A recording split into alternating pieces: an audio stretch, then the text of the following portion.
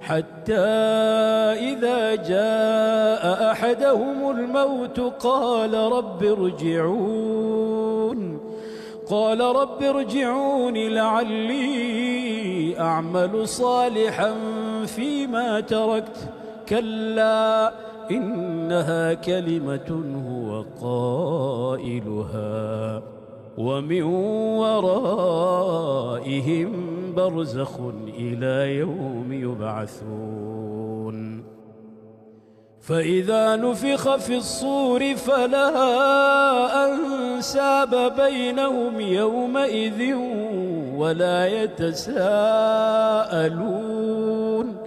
فمن ثقلت موازينه فأولئك هم المفلحون ومن خفت موازينه فأولئك الذين خسروا